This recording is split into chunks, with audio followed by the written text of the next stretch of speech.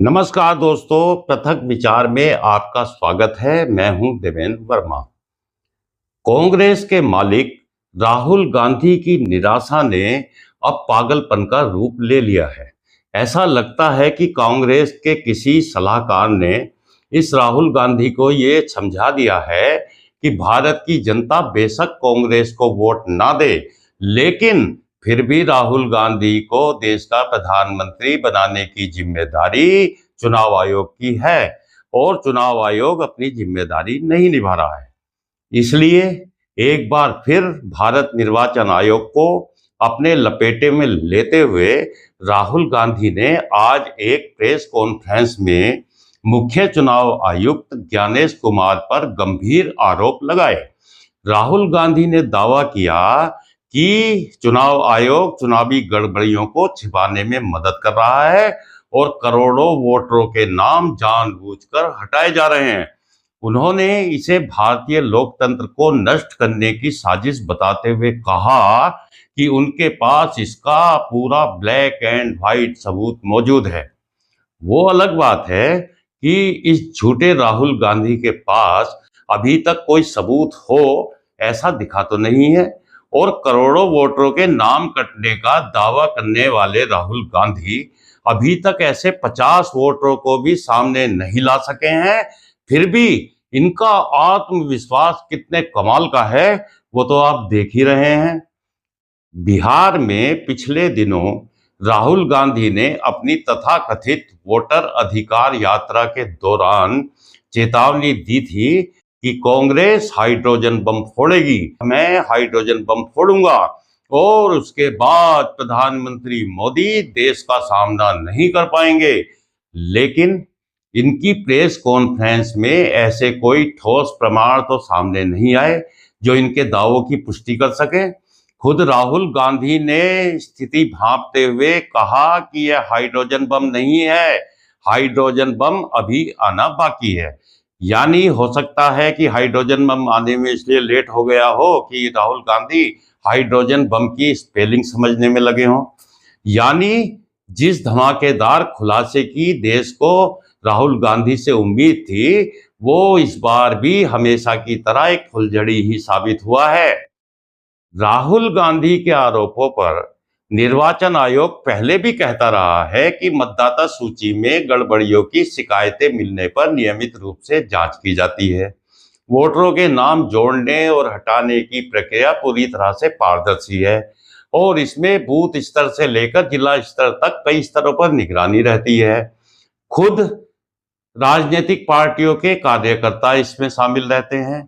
आयोग ने यह भी कहा है कि अगर किसी स्तर पर तकनीकी या मानवीय त्रुटि हो जाती है तो उसे समय पर ठीक कर दिया जाता है। तो फिर ये राहुल गांधी आखिर क्यों चुनाव आयोग के पीछे हाथ धोकर पड़े हैं? क्या ये सवाल राहुल गांधी से अब पूछा नहीं जाना चाहिए? अब तो देश की जनता और विश्लेषकों का मानना है कि राहुल गांधी और कांग्रेस अपनी लगातार हार और संगठन की कमजोरी से ध्यान हटाने के लिए संवैधानिक संस्थाओं को कटघरे में खड़ा कर रहे हैं। दरअसल राहुल गांधी की बेहोश पड़ी हुई कांग्रेस पार्टी न तो संगठनात्मक स्तर पर मजबूत दिखाई दे रही है और न ही जनता के बीच कोई वैकल्पिक दृष्टि प्रस्तुत कर पा रही है। कोई विचार जनता को नहीं बता पा रही है कि आखिर वर्तमान सरकार के मुकाबले हम इनसे ज्यादा अच्छा शासन जनता को किस प्रकार देंगे। ऐसे में बार बार निर्वाचन आयोग ईवीएम और मतदाता सूची पर सवाल खड़े करना ये दर्शाता है कि हार की जिम्मेदारी लेने से बचने के लिए एक बलि का बकरा तलाशा जा रहा है। अब वो बकरा कौन होगा, ये बिहार चुनावों के बाद देश को पता लग ही जाएगा। कुछ लोगों का मानना है कि विदेशी ताकतों के इशारे पर लोकतंत्र की विश्वसनीयता को बदनाम करने का प्रयास इस समय कांग्रेस पार्टी कर रही है।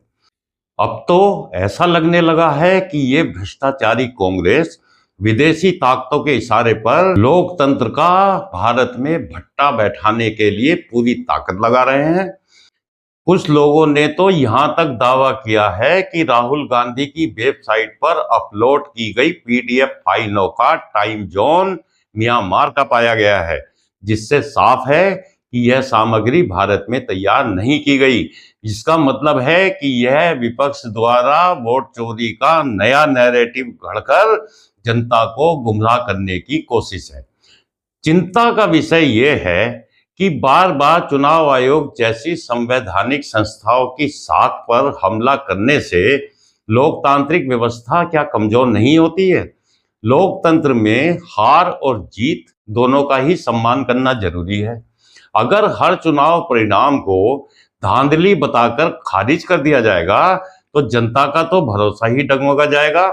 यही कारण है कि कई विशेषज्ञ इसे राहुल गांधी की षड्यंत्र वाली राजनीति करार दे रहे हैं, जहां संस्थानों की विश्वसनीयता को पूरी तरह से कमजोर करने की साजिश की जा रही है। सत्ता न मिलने से हताश और निराश राहुल गांधी के इन बेसिर पैर के आरोपों से यह स्पष्ट होता है कि कांग्रेस अब भी आत्म मंथन के बजाय बाहरी कारणों को दोषी ठहराने के रास्ते पर है। हाइड्रोजन बम के नाम पर जनता को उत्सुक करने के बावजूद जब कोई ठोस सबूत सामने नहीं आया तो इसने कांग्रेस की गंभीरता पर ही क्या सवाल खड़े नहीं कर दिए हैं? यानी राहुल गांधी ने खुद अपनी पार्टी का जुलूस निकाल दिया है। क्या राहुल गांधी को इतना भी ज्ञान नहीं है कि लोकतंत्र की सबसे बड़ी ताकत उसकी संस्थाएं होती हैं? इन संस्थाओं की गरिमा और इनकी विश्वसनीयता को लेकर लगातार बयानबाजी न केवल जनता में अविश्वास पैदा करती है, बल्कि विपक्ष की राजनीति को भी एक निगेटिव रूप में प्रस्तुत करती है। लेकिन राहुल गांधी के पास इतना सोचने का वक्त ही कहाँ है। उसे तो बस देश और इसकी संवैधानिक संस्थाओं को बदनाम करते हुए घूमना है। एक बात राहुल गांधी को बहुत अच्छी तरह से समझ लेनी चाहिए कि यदि जनता राहुल को प्रधानमंत्री चुनना चाहेगी तभी राहुल गांधी प्रधानमंत्री बन सकते हैं। अराजकता और भ्रम फैलाकर राहुल गांधी कभी राजनीति में कामयाब नहीं होंगे।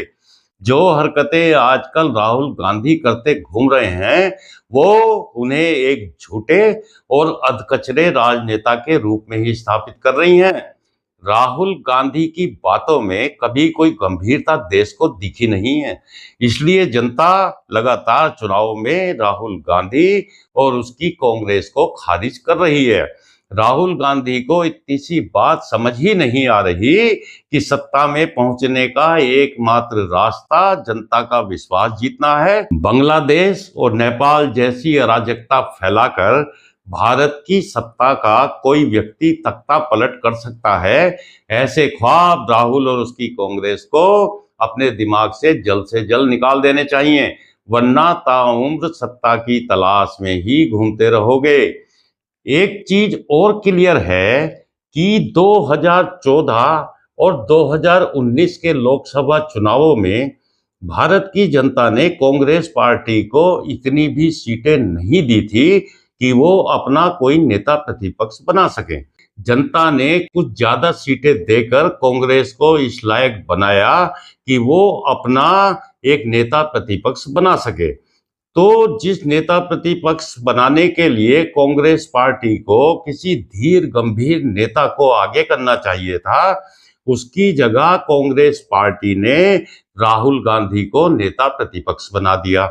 ये देखा जाए तो देश के लिए बहुत अच्छा हुआ कि इस बहाने कम से कम देश की जनता को राहुल गांधी कितने काबिल व्यक्ति हैं इसका भी पता अब चल रहा है।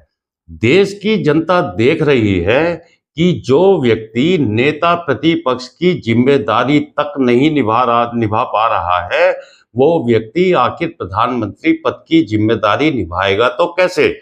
नेता प्रतिपक्ष के रूप में राहुल गांधी ने इस संवैधानिक पद को बदनाम करने का ही काम किया है। खुद को नेता प्रतिपक्ष भी मानते हैं और हर काम संविधान के खिलाफ करते हैं। नेता प्रतिपक्ष होने के बावजूद स्वतंत्रता दिवस पर राहुल गांधी लाल किले पर नहीं गए और उसके बावजूद भी ये खुद को नेता प्रतिपक्ष मानते हैं। नेता प्रतिपक्ष के रूप में ये कितनी गंभीरता से अपनी जिम्मेदारी निभा रहे हैं, ये इस देश की जनता अच्छी तरह देख रही है। इसी के साथ एक शिकायत अब चुनाव आयोग से भी है कि चुनाव आयोग जैसी संवैधानिक संस्था का राहुल गांधी इस कदर मान मर्दन करने में लगे हुए हैं, लेकिन चुनाव आयोग आखिर क्यों राहुल गांधी के खिलाफ कठोर कदम उठाने से बच रहा है, ये भी एक सवाल है। और एक बात ये भी है कि बहुत से मामलों में स्वतः संज्ञान लेने वाला हमारा सुप्रीम कोर्ट देख रहा है कि किस तरह भारत की एक संवैधानिक संस्था को एक पार्टी और व्यक्ति द्वारा लगातार बदनाम किया जा रहा है। तो इसके बावजूद स्वतः संज्ञान लेते हुए हमारे सुप्रीम कोर्ट को क्या राहुल गांधी से सवाल नहीं पूछने चाहिए कि जो आरोप आप चुनाव आयोग पर लगा रहे हैं, आपके पास उनके पक्ष में प्रूफ क्या हैं? ये बहुत जरूरी है कि संवैधानिक संस्थाओं की गरिमा की रक्षा करने के लिए अब भारत के सुप्रीम कोर्ट को आगे आना चाहिए। तो इस वीडियो में इतना ही। आपसे निवेदन है कि चैनल को सब्सक्राइब करें, वीडियो को लाइक करें और कमेंट भी जरूर करें। नमस्कार।